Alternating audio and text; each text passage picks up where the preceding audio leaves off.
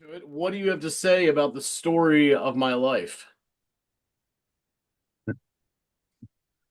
Yeah, interesting loaded phrase that, isn't it? That's used so much by people. And yeah, I'd say 50% of the time people say that, I want to slap them.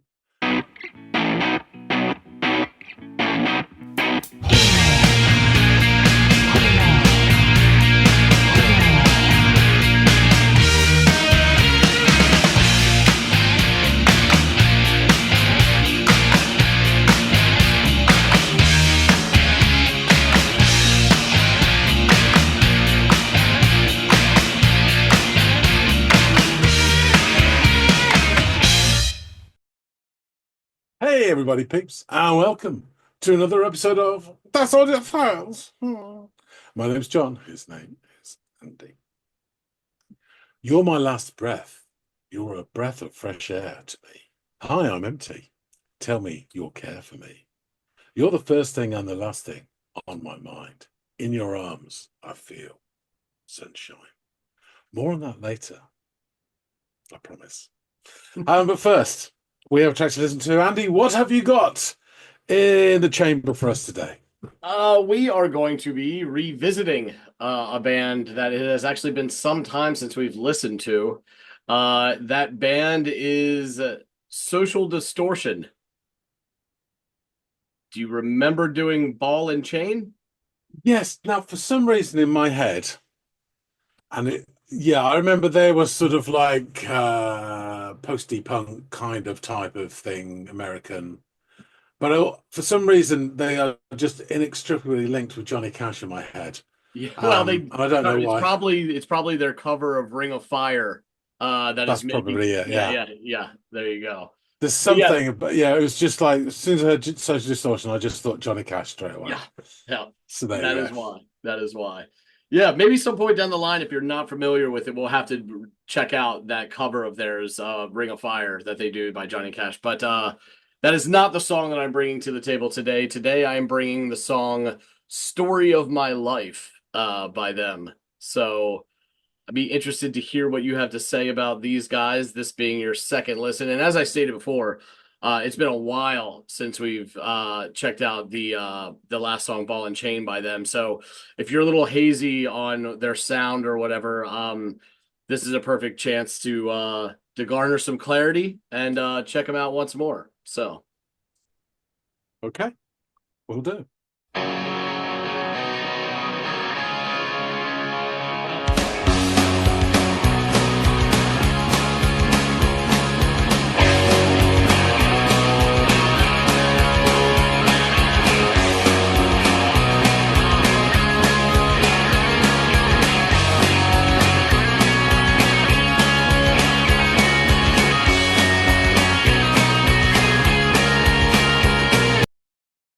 Yeah, great start. This is very pleasing. Has that sort of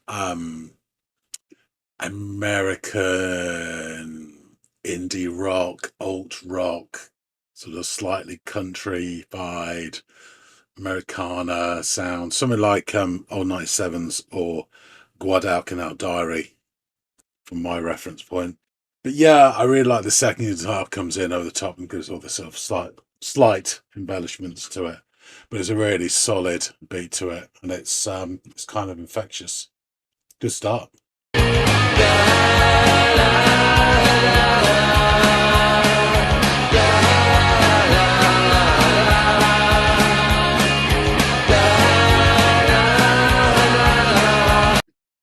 Sorry, I just realised Story of My Life, and now we're getting these la la las. It's already sounding quite nostalgic.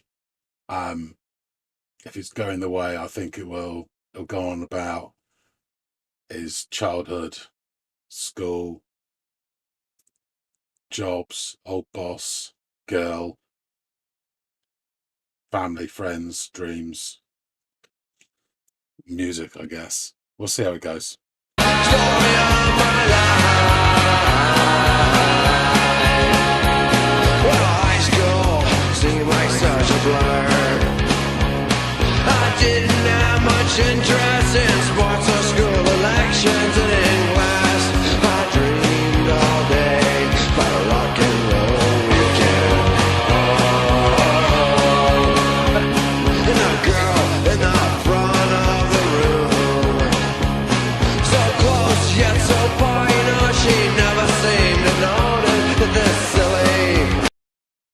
almost getting the words. Something about a girl in a classroom, was it? And before that, I definitely heard high school and rock and roll. And there's something else about sports or whatever. His voice, I remember this from last time, but his voice here definitely has more than a touch of the old Shane McGowan's to it. It's that lovely combination of sort of like wolfish sneer and a bit of sort of grit and gravel. It's really nice sounding. I love Shane McGowan's voice. I really like this voice as well. And you've got these nice harmonies coming in as well. Yeah, it's definitely sounding kind of nostalgic and sing along as well. It sounds very inclusive, which is great. I'll just widget it back a bit to see if I can catch these lyrics again. In the front of the room, so close yet so far, you know, she never seemed to notice that this silly schoolboy crush wasn't just pretend. Schoolboy crush. Life goes by so fast. You only wanna do what you think is right. Close your eyes and it's past. Story of my life. Story of my life. La, la, la, la. Story of my life. The story of my life. And I went down my old neighborhood. The faces have all changed. There's no one there left to talk to in the pool hall. I know there's a kid who's now a 7-Eleven. And I went downtown to look for a job. I had no training, no experience to speak of, and I looked at the holes in my jeans, and I turned and headed back. Life goes by so fast. You only wanna do what you think is right. Close your eyes and it's past. Story of my life. Story of my life. Those little bits where it just slows down. It's like the end of a chapter, beginning of the next one. These are all like little vignettes of what's going on in it or has gone on in his life. Yeah, it's got a lovely feel to this. It's just rocking and rolling along. There's nothing outstanding going on here, but it just feels very nice. And with this sort of harmonies coming in for certain bits as well, it strikes me this would be a great live song, which I think people would really, fans would get involved in as well. Sounds awesome. Story of my life. Story of my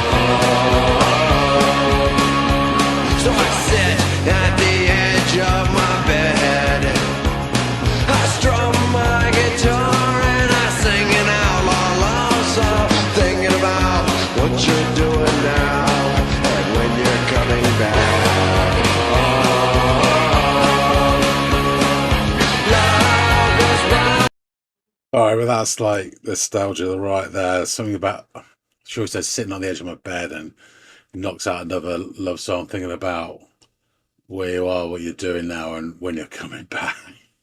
That's hilarious. I did like the previous guitar solo was suitably low key as well, which is great.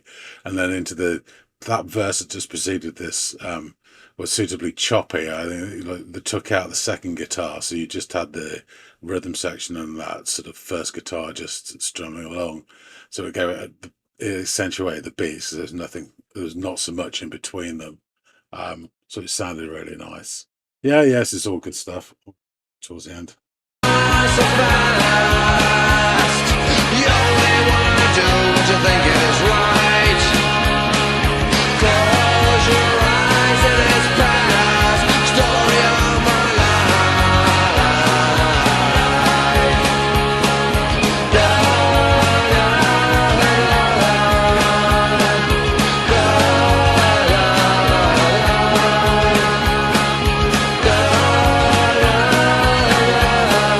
Story of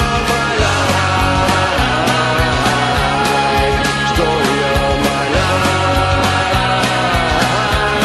Story of my life. La, la, la, la. Story of my life.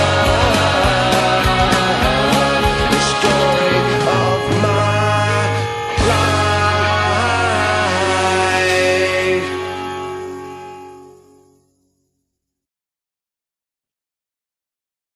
Yeah, that was decent. I enjoyed that.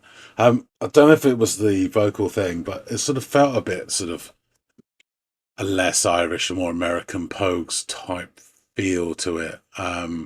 Yeah, some of it was really a much smoother, rounded Pogue song as opposed to some of the other stuff.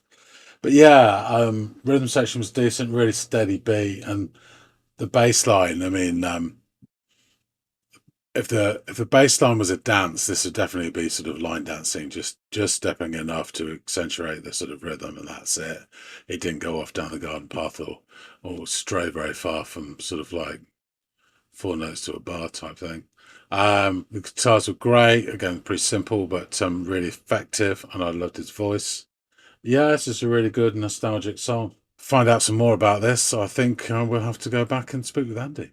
All right, welcome back. So you've listened to it. What do you have to say about the story of my life? Yeah, interesting loaded phrase that, isn't it? It's used so much by people, and yeah, I'd say 50% of the time people say that, I want to slap them. But anyway, not this time.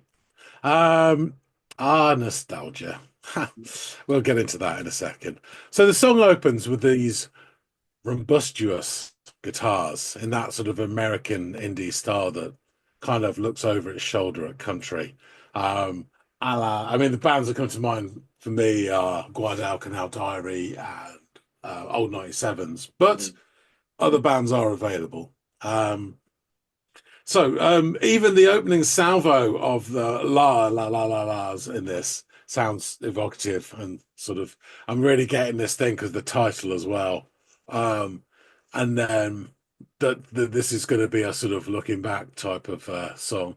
I think in the reaction I did sort of list a few of the sort of standard stuff that goes on. I think like four of them were definitely the boxes were ticked on this, which is great because that's what you want.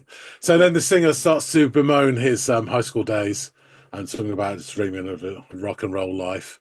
It's interesting. I remember the guitars and the overall sound of the previous track we listened to, but I don't remember the vocals. However, on this, I don't know if I said this last time, because I can't remember what I said, but his vocals are a very, very American version of Shane MacGowan. I mean, unbelievably so. And if I didn't notice that before, and if it sounds exactly the same, then shame on me. But you have this nice combination with his tone of a kind of a wolfish sneer to it, blended in with a fistful of grit and gravel right from the bottom of the aquarium. And if we agree that punk is, it's hard to pinhole down punk. I have a very strong idea of what punk is and what it isn't. It's hard to describe it, but I can hold up a card saying yes or no when you play music to me quite easily. But if we agree that punk is like 90% of it is attitude and F bars, then you can see why the Pogues and to an extent Social Distortion are labeled or have that label of punk pinned onto them by some people. And yeah, that's fair enough. I have to say, musically, there's such a steady beat from the rhythm section. This very stomping bass line. Was just stepping enough. If it was a dance, it wouldn't be a paso doble. It'd be like a steady old line dance. You know, they barely go just enough to keep rhythm and keep movement without going off down the garden path. And none of your sort of the fretboard stuff here, but it's just really steady, and I appreciate that. It completely contained the song and drove it. And to be fair, I'm getting about every fourth or fifth word out of him, because when he sort of goes a bit lower, he does kind of mumble a little bit, which is fine, and I'm not complaining. I'm not the best at picking up lyrics anyway. But there's something about a girl in the classroom and about life going too fast, and then the title is repeated quite a number of times, which acts as, I guess, as the story. The energy and the tempo of this song is such that it pulls you along, and I think we revisit his old neighborhood. As I say, I didn't catch much of the lyrics, but I'm guessing if we had the time, we'd probably meet his old boss. He said something about looking for a job downtown. He also said something about holes in his jeans or something, which I didn't quite get, whether he's reminiscing that he was then or, anyway. But then I guess also we'd meet a teacher of his or a building that burnt down or, friends or family. And anyway, we get a really nice low-key solo guitar. I mean, it's really low-key, but it's so fitting to the song. And then it segues into the next section, which is a bit more choppy. So I should have said before, within the sort of sound of this, we have this great rhythm section, and then I had two guitars. I do remember, I thought there was three guitars in the last one. But there's the standard sort of rhythm guitar, and then this other one providing all the finesse over the top. And that one drops out for this section. So you've got less in between the nice bits of rhythm. So it becomes a bit more choppy and percussive almost. And it's at this point that I'm thinking this song is just made to be played live. And I'm guessing that fans of this band would absolutely love it and join in. You could almost picture it. And there's some really nice, and I noticed it here, but there were earlier, some really nice harmonies that come in that again sort of just funnel you into enjoying this song, the way they lead in. They're not similar, but they do a similar job like Buzzcocks harmonies do as well. They just bring you into it. Really lovely. And it increases that sing-along quotient of the song. So then we have some more stuff about sitting on his bed and guitars and thinking back and what was it? Thinking about you and when you're coming back or something, which I thought was the most sort of nostalgic thing you could actually possibly say. It's really funny. And then there was a couple more samples of the title, and then we're done. I put this in the sort of alt rock, stroke country rock, stroke Americana bracket. I have to put a line in the sand and say, I do not recognize the term cowpunk or any of its accoutrements. You could use it, but I will not participate. So there you go.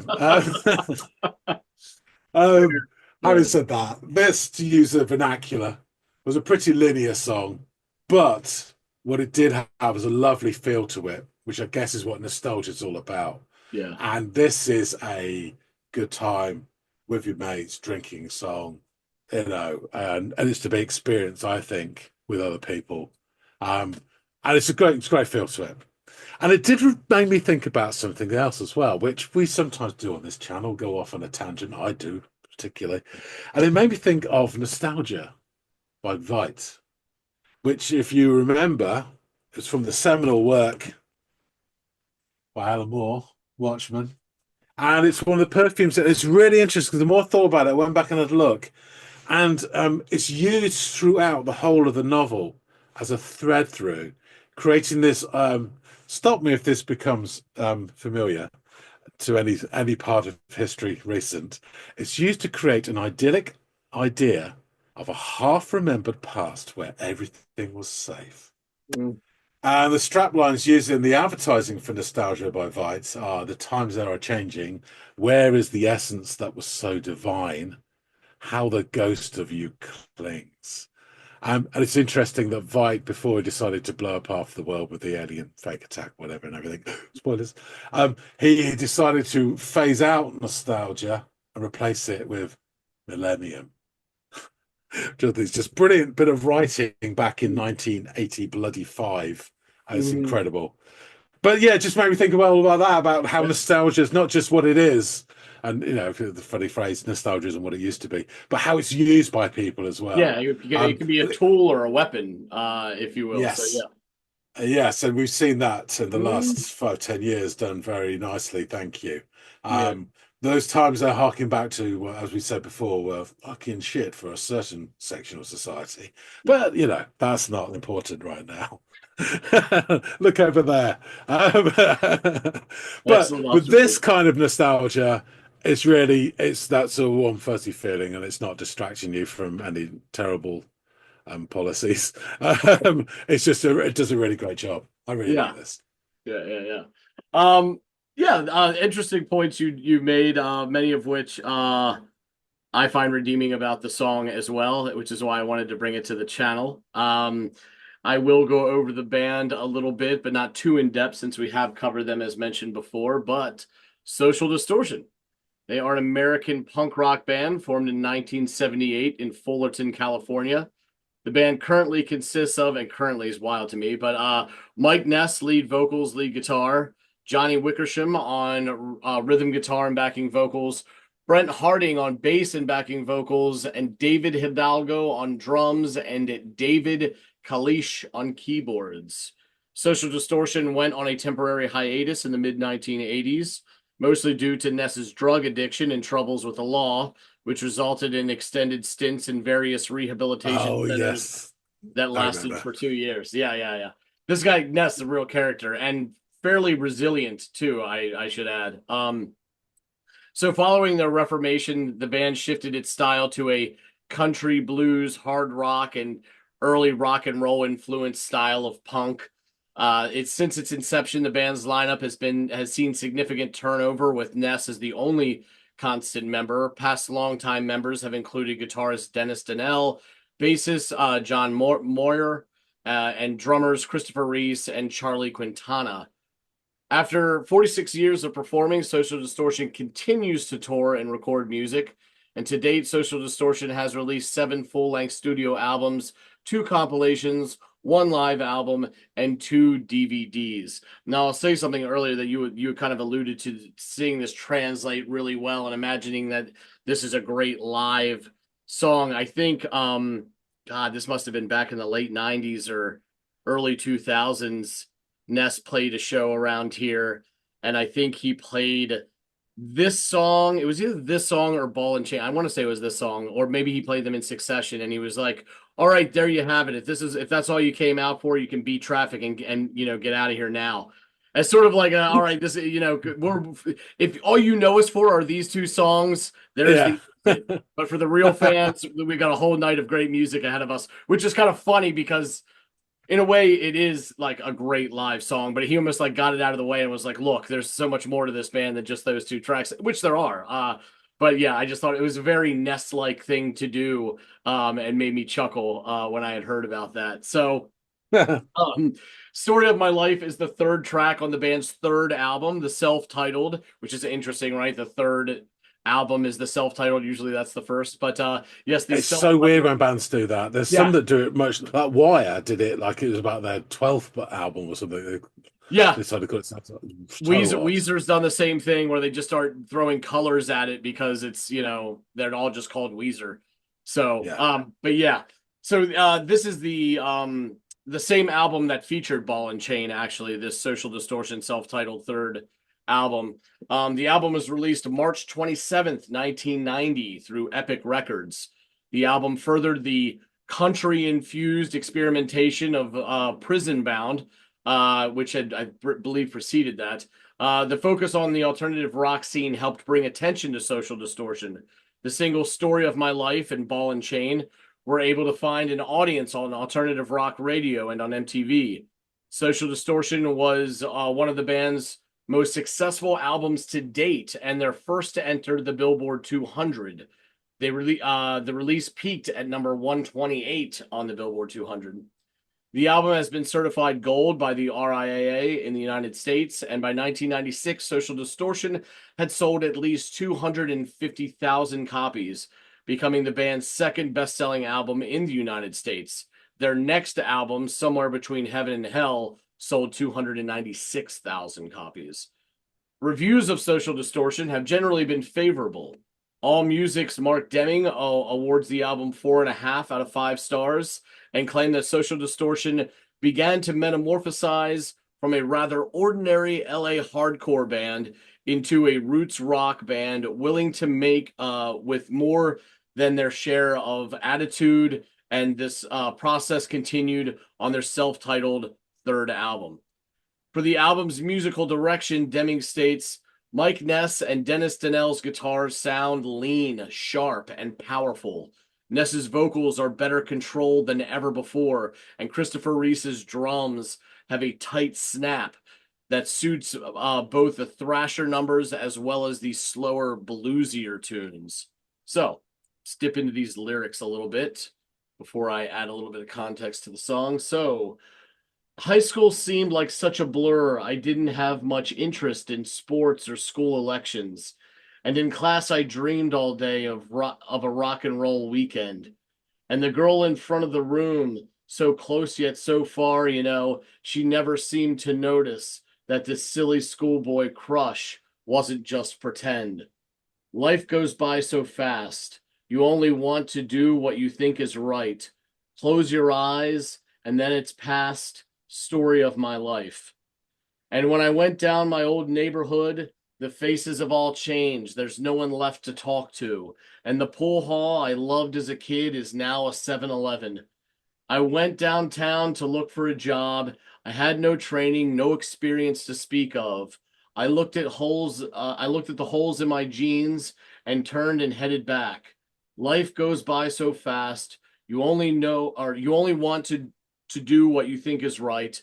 Close your eyes and then it's past. Story of my life.